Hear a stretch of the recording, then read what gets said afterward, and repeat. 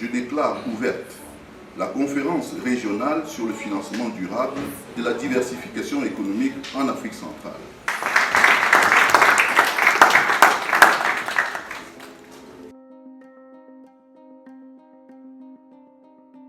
La plus-value de cet événement, c'est mettre en relation les porteurs de projets au niveau national et sous-régional avec nos institutions financières qui sont bien représentées dans la salle, comme vous l'avez remarqué.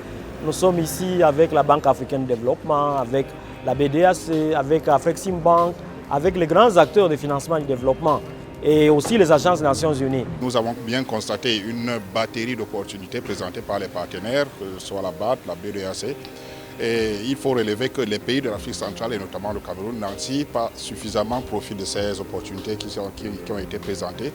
Et je crois qu'il va falloir de plus en plus sensibiliser aussi bien le secteur public que les organisations pour tirer le maximum de profit de ces opportunités présentées dans le cadre de financement durable auprès de ses partenaires.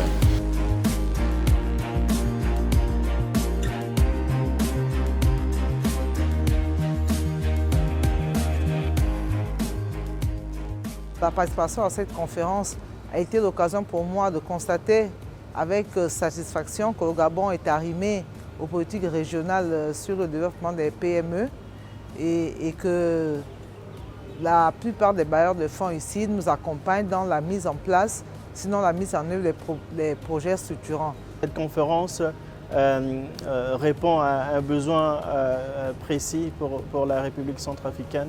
Et je pense que nous allons mûrir un peu les réflexions en ce sens. La BAD est présente dans cette concertation, la Banque mondiale également, dans le cadre de l'opérationnalisation des zones économiques spéciales en RCA. Au cours de cette conférence, nous avons passé en revue avec les partenaires, en l'occurrence la BAD, la BDAC et tant d'autres, les différents instruments financiers qu'ils offrent.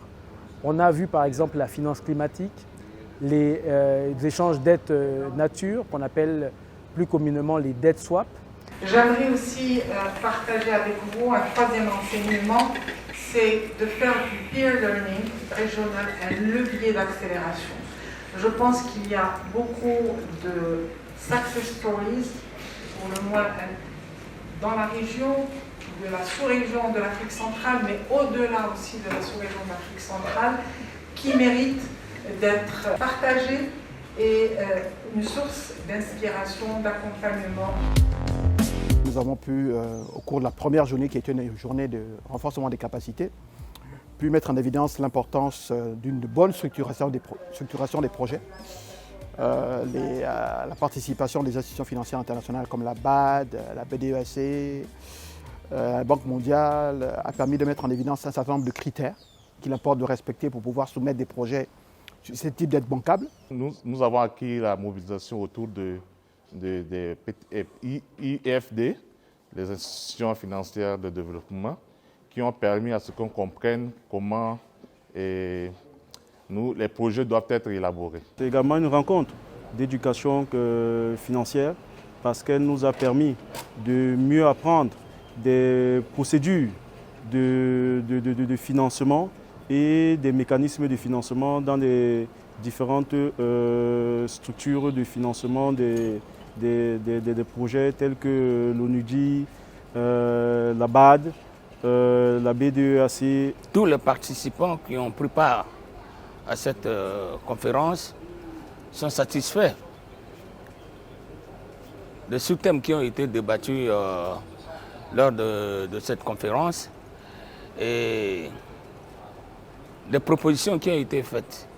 Au retour au pays, nous allons faire le compte-rendu à M. le ministre d'État pour lui dire que la CEA, la Commission économique des Nations Unies pour l'Afrique, est bien disposée à nous aider à trouver des partenaires qui pourront éventuellement financer les projets. Vous savez très bien, quand on regarde la balance commerciale, rien que sur le plan de la pêche, parlant du poisson et des ressources marines, la balance commerciale est suffisamment altérée. Il est question pour nous d'inverser cette tendance en mettant une stratégie de l'économie bleue et même penser également aux questions de recherche et innovation dans ce domaine.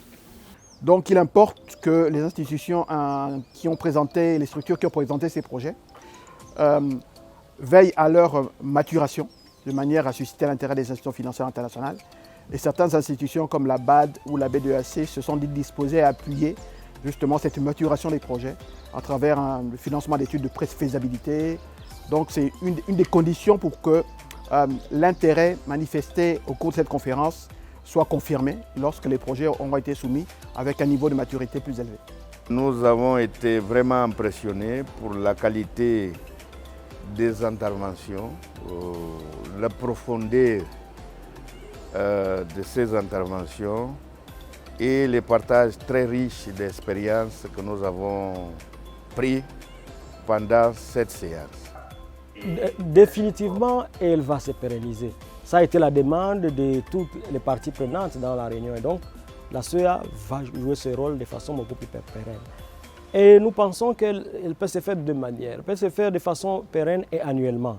À l'occasion de notre réunion statutaire, on pourrait avoir une session qui est consacrée à ces questions de financement et où nous pourrons étendre la participation aux institutions financières qui viendraient alors rencontrer nos États et proposer aux États d'avoir la possibilité d'avoir les B2B pour continuer à discuter de leurs projets. Ce serait aussi l'occasion d'évaluer les progrès déjà réalisés sur le processus qui a été défini par rapport à un certain nombre de projets.